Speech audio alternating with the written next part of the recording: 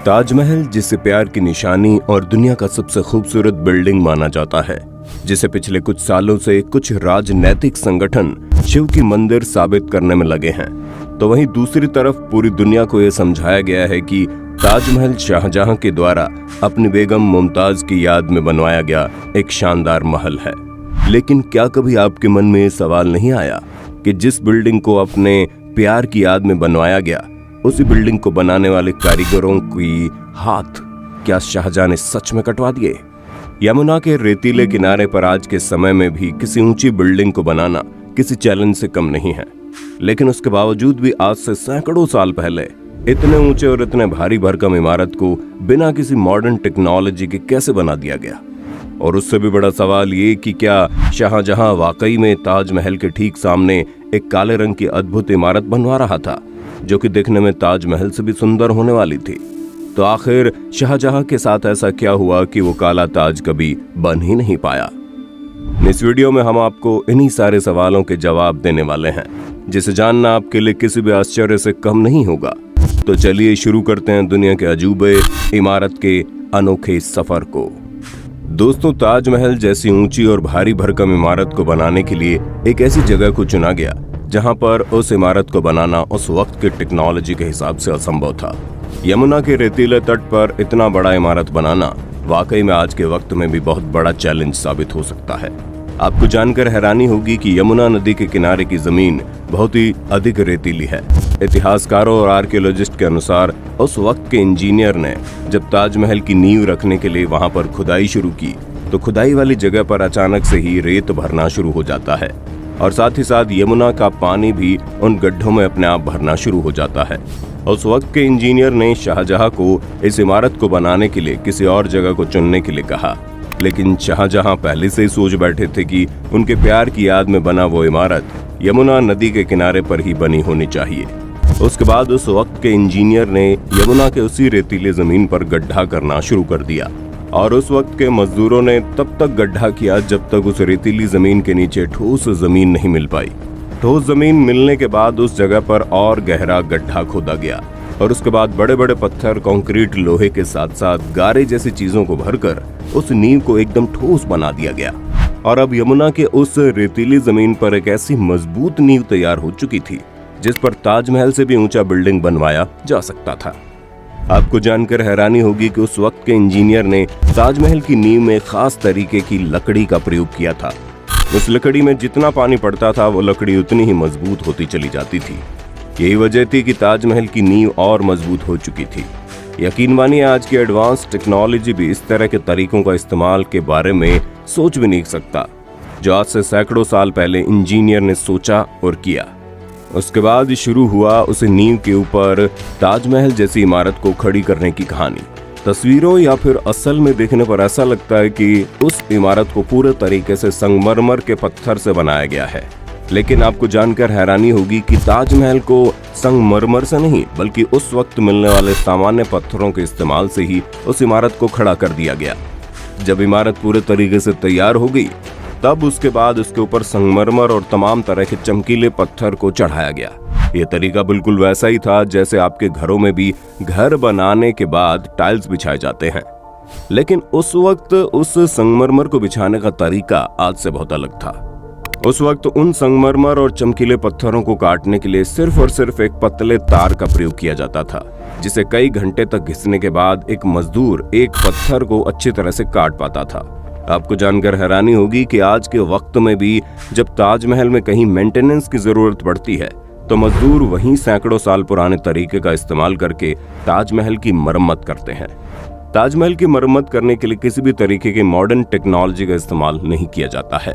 और modern technology का इस्तेमाल आखिर कोई करे भी क्यों?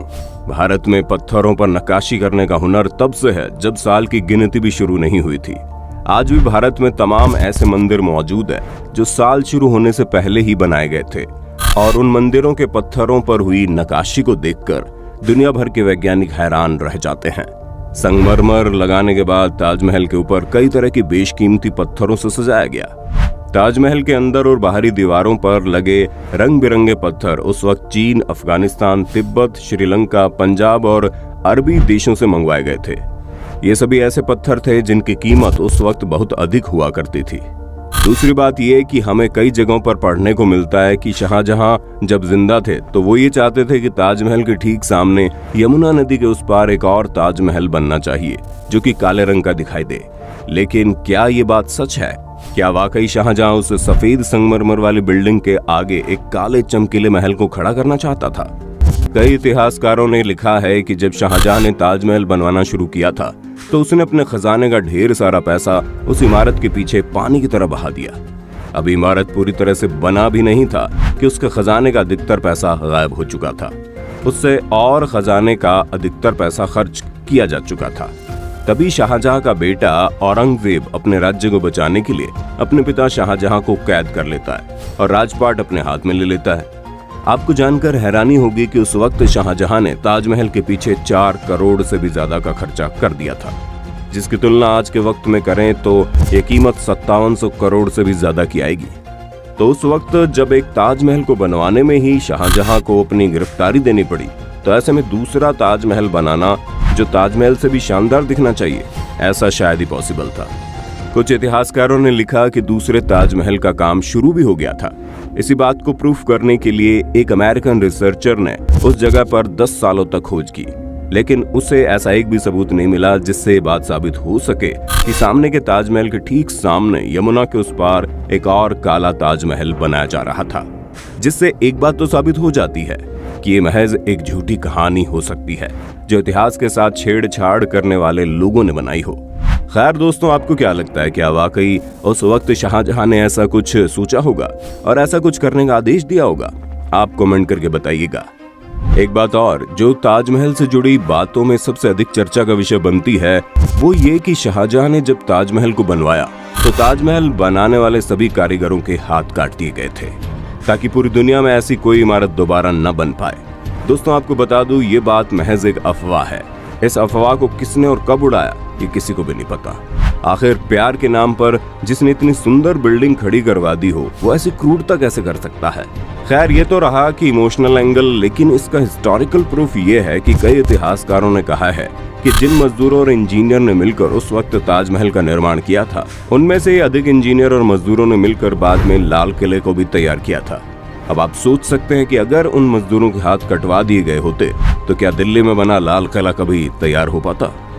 ताजमहल से जुड़े एक और हैरानी की बात यह है कि पूरी दुनिया आज ताजमहल को जिस तरफ से देखती है और ताजमहल को देखने के लिए जिस तरफ से एंट्री करती है वो ताजमहल के सामने का भाग नहीं बल्कि ताजमहल का ऑपोजिट डायरेक्शन है। ताजमहल के सामने का एक भाग नदी के किनारे वाला भाग है और नदी के तरफ वाला भाग ही ताजमहल का मेन गेट है, जहां से शाहजहां और उस वक्त के शाही लोग ताजमहल के अंदर जाया करते थे। लेकिन समय के साथ साथ इतनी भीड़ को अंदर लाने के लिए नदी के तरफ वाले गेट से एंट्री करना संभव नहीं था। यही वजह है कि आज पूरी दुनिया ताजमहल को जिस तरफ से देखती है वो ताजमहल का पिछला हिस्सा है और आज के वक्त में ताजमहल के पिछले गेट को ही मेन गेट में तब्दील कर दिया गया है। लेकिन यकीन मानिए, ताजमहल के सामने का हिस्सा पिछले हिस्से से भी कई गुना ज्यादा सुंदर है। उस वक्त शाहजहां ने ताजमहल में एंट्री करने के लिए 4 दरवाजे बनवाए थे। सबसे पहला पूर्वी दरवाजा, जिसे शाही दरवाजा भी कहा जाता है। नाम से ही साफ हो जाता है कि इसमें सिर्फ राजघराने के लोग ही एंट्री कर सकते थे।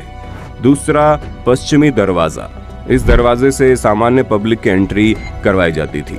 तीसरा दक्षिणी दरवाजा, जो कि वहां काम करने वाले मजदूरों और इंजीनियर्स के लिए बनवाया गया था। और चौथा दरवाजा ये एक तरह से ताजमहल के अंदर जाने का मुख्य दरवाजा है। आपको जानकर आश्चर्य होगा कि ताजमहल के ऊपर गुंबद पर जो भाले जैसी आकृति दिखाई देती है वो ब्रिटिश साम्राज्य से पहले प्योर सोने का हुआ करता था, लेकिन अंग्रेजों ने जाते जाते ताजमहल के गुंबद पर लगे उस सोने को भी उखाड़ कर अपने साथ ले गए। अब आप सोच सकते हैं कि बिना इस आकृति के ताजमहल कितना खाली खाली लगता होगा। यही वजह है कि बाद में भारत सरकार ने खास तरह की धातु से बनी उस आकृति को वापस से लगाया, जिसकी ऊंचाई 31 फीट से ज्यादा है। तो दोस्तों, अब तक आपको समझ में आ गया होगा कि आपने ताजमहल से जुड़े किन किन अफवाहों का सामना किया है। कभी हाथ काटने जैसी बात, तो कभी ताजमहल के जैसे एक और ताजमहल बनने की बात, और कभी कभी ये भी कि ताजमहल शाहजहां ने नहीं बल्कि उससे भी पहले किसी हिंदू राजा ने बनवाया था, जो एक शिव मंदिर हुआ करता था। हालांकि ऐसा कोई भी फैक्ट अब तक सामने नहीं आया है जिससे ये बात पूरी तरह से साबित हो सके। लेकिन इसके बावजूद भी दुनिया भर में कई इतिहासकार ऐसे हैं जो ताजमहल को शिव मंदिर होने की बात पर हामी करते हैं। खैर दोस्तों, आपको क्या लगता है कि अफवाहों की तरह ताजमहल के मंदिर होने की बात भी महज एक अफवाह है या फिर इसके पीछे कोई सच छुपा है? आप अपनी राय हमें कमेंट करके बताइएगा। वीडियो अच्छी लगी हो तो लाइक कीजिए और हमारे चैनल को सब्सक्राइब करके बेल आइकन को ऑन करना बिल्कुल मत भूलना, क्योंकि the earth adventure in Hindi की टीम आपके लिए हर रोज ऐसे इंटरेस्टिंग वीडियोस लाती रहती है।